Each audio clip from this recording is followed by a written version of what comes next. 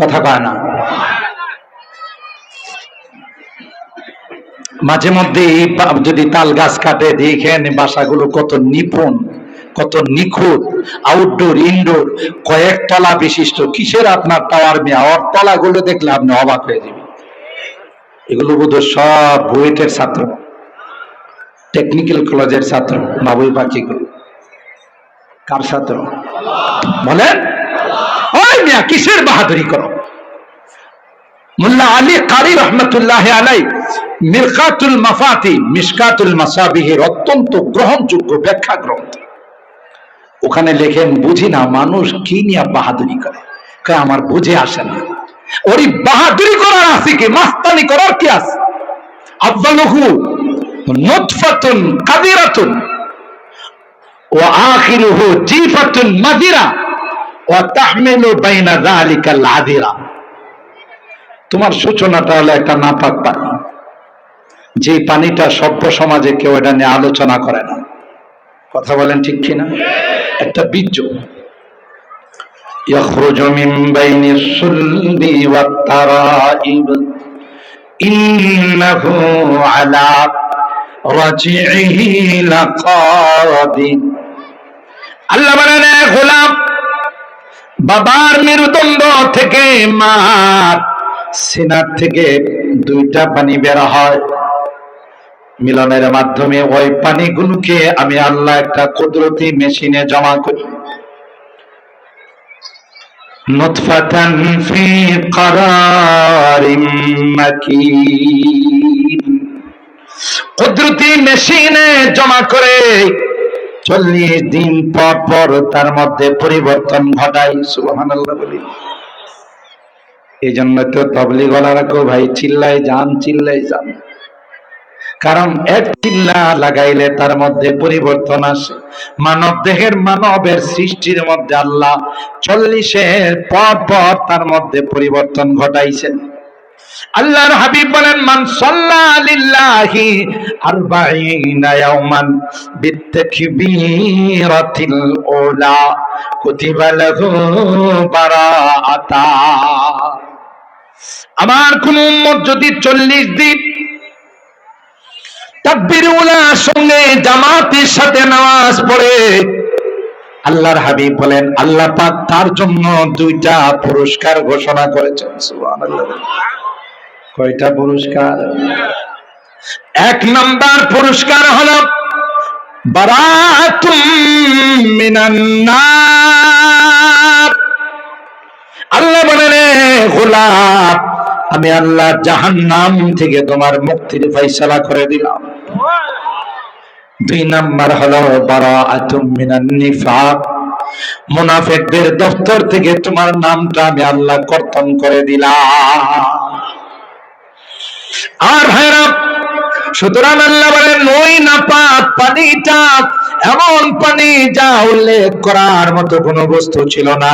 হাল আতা আলাল ইনসানি, হাল আতা আলাল ইনসানি মিনাদ দাহর লাম ইয়াকুন শাইআন মাযকুরা। একটা সময় তোমার মধ্যে অতিবাহিত হয়েছে, উল্লেখ করার মতো কোন বস্তু ছিল না। আমি আল্লাহ 40 দিন পর পর তোমার সৃষ্টির মধ্যে পরিবর্তন ঘটাইলাম। প্রথমে ছিল একটা নাপাক পানি, তাকে আমি আল্লাহ জমাট রক্ত বানাইলাম, এরপর গোশতের টুকরা বানাইলাম, এরপর 40 দিন পর স্ট্রাকচার দিলাম, হাড্ডি দিয়ে স্ট্রাকচার বানাইলাম, 40 দিন পর তার মধ্যে আবার গোশত দিলাম। এইভাবে আল্লাহ বলেন সবকিছু ফেরেশতা দিয়ে বানাইলাম। কিন্তু তোমার চেহারাটা যখন সেটআপ দেওয়ার সময় হলো, ফেরেশতাকে ডাক দিয়ে বললাম, না না না, এই চেহারার সেটআপ তোমাদেরকে দিতে দেব না। আমি আল্লাহ আমার কুদরতি হাতে চেহারাটা বানাইব। এজন্য আরবিতে বলা হয় আল ওয়াজহু মাজহারু কুদরাতিল্লাহি তাবারাকা ওয়া তাআলা। চেহারাটা হলো আল্লাহর কুদরতের নিদর্শন। তাই আল্লাহ ডাকা কয়, গোলাম, এই চেহারাটা কপালটা আমি বানাইছি ওই 8 রশি 9 রশি 14 রশিতে সেজদা দেওয়ার জন্য নয়। ল্যাংটা সার মাজারে সিজদা দেওয়ার জন্য নয়, কথা বলেন ঠিক কিনা? খেতা সার মাজারে কি প্রণাম করার জন্য নয়। এই কপালটা একমাত্র আমি আল্লাহর কুদরতি পায়ে ঠেকাইবে, আমি আল্লাহর কুদরতি পায়ে সেজদা দিবে। এই জন্য আমি আল্লাহ আমার কুদরতি হাতে সেটা বানাইলাম। তুমি মা হতে পারো, বাবা হতে পারো, উস্তাদ হতে পারো, গার্ডিয়ান হতে পারো, লা তাজরিবিল ওয়াজহা হাদিসের মধ্যে আসে না না শাসন করার নামে ওই সন্তানের চেহারার মধ্যে আঘাত করা যাবে না। যদি কেউ শাসন করার নামে সন্তানের চেহারার মধ্যে আঘাত করে, আল্লাহর কসম আল্লাহর আদালতের আসামি হয়ে দাঁড়াইতে হবে। লা তাজরিবিল ওয়াজহা, আমার যদি ভুল হয় ওলামায়ে কেরাম বলবে চেহারাতে প্রহার করা যাবে না। আপনি বাবা হতে পারেন, মা হতে পারেন, আপনি উস্তাদ হতে পারেন, টিচার হতে পারেন, এই চেহারাটা আল্লাহ বলেন শুধু আমার কুদরতে ভাই সিজদার জন্য বানাইছে। আল্লাহ পাক বলেন এই নাপাক পানিটার মধ্যে আমি সুন্দর করে নকশা করে দিলাম, চোখ দিলাম, কান দিলাম, মেমোরি দিলাম, সবকিছু দিলাম, দিয়ার পরে তোকে বানাইলাম সবচাইতে সুন্দর করে। দুনিয়াতে আসলাম, এখন তোমার অবস্থা হলো তোমার ভিতরে শুধু কিছু ময়লা আছে, পেশাব পায়খানা আছে, এছাড়া কি আর কিছু দেখাইতে পারবে? ওয়া তাহমিলু বাইনা যালিকাল আযিরা, শেষ সময় যখন তোমার মৃত্যু হয়ে যাবে, রূহটা যখন তোমার পিঞ্জিরা থেকে বের হয়ে যাবে, তখন তোমার লাশটা পচা গান্দা হয়ে পড়ে থাকবে। কথা কয় না? তাহলে শুরুটা হলো না পাক পানি, মাঝখানে হলো কতগুলো ময়লা আবর্জনা। আমার আপনার ট্যাঙ্কির মধ্যে যে ময়লা জমা আছে, ট্যাঙ্কির থেকে যদি ময়লা ছিদ্র করে বের করে দেওয়া হয়, মাহফিলে বসতে দিবে, গার্মেন্টসে ঢুকতে দিবে, অফিস আদালতে যাইতে দিবে, চি চি চি চি দুর্গন্ধ। তাহলে এই কতগুলো ময়লা আবর্জনা নিয়ে তুমি চলো, আর লাস্টে যখন রূহটা চলে যায় তখন তোমার দেহটা পচা গান্দা হয়ে পড়ে থাকে। কথা বলেন ঠিক কিনা? কিসের ভিত্তিতে তোমার অহংকার? কিসের ভিত্তিতে তোমার বাহাদুরি? এই জন্য তুমি গোলাম, তুমি আমার আব্দ। আকরাবু মা ইয়াকুনুল আবদু মির রাব্বিহি আইয়াকুনা সাজিদান লিল্লাহ। আল্লাহ ডাক দেয়া কয় বান্দা যখন সিজদায় লুটিয়ে পড়ে, সিজদায় পড়ে যখন বলে সুবহানা রাব্বিয়াল আ'লা, আমি ফেরেশতাদের ডাইকা বলি হে ফেরেশতারা, আমার গোলাম আমার কুদরতি পায়ে মাথা ঠেকাইয়া কপাল ঠেকাইয়া বলে আমি নাকি পবিত্র, আমার চাইতে উচ্চ মর্যাদা বলা কেউ নাই, সাক্ষী থাকো আমি আল্লাহ তার জীবনের সকল গুনাহগুলো মাফ করে দিলাম।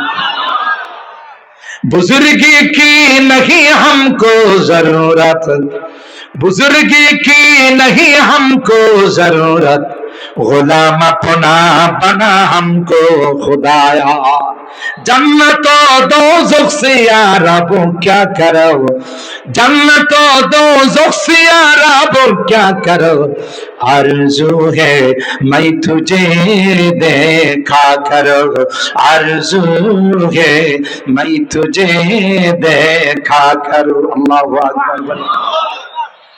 আল্লাহর হাবিবের এতগুলো নাম 99টা সিফাতি নাম আল্লাহু আকবার বলে। পয়গম্বর আল্লাহ বলেন সূরাতুল ফাতিহা লিয়াগফিরা লাকাল্লাহু মা তাকদ্দামা মিন যামবিকা ওয়া মা তাআখার ওয়া ইউতিম্মা নি'মাতাহু আলাইকা ওয়া ইয়াহদিয়াকা সিরাতাম মুস্তাকিমা। আপনার আগের পিছনে সব গুনাহ মাফ করে দিয়েছে। সুবহানাল্লাহ। এরপরও হাদিসের মধ্যে আসে, উলামায়ে কেরাম জানেন আল্লাহর হাবিব সারা রাত দাঁড়ায় দাঁড়ায় ইবাদত করে, তাওয়াররামাত কাদামাহু, আল্লাহর পয়গম্বরের দুইটি কদম মোবারক ফুলে যাইত। সুবহানাল্লাহ। সাহাবায়ে কেরাম বললেন ইয়া রাসূলুল্লাহ قد غفر الله لك ما تقدم من ذنبك وما تأخر, আল্লাহ পাক তো আপনার আগের পিছনে সব গুনাহ maaf করে দিয়েছে, আপনি কেন এত কষ্ট করেন? কদম মোবারক ফুলে যায়। আল্লাহর হাবিব জবাব দেয় আফালা আকুনা আবদান শাকুরা। আমার কি যে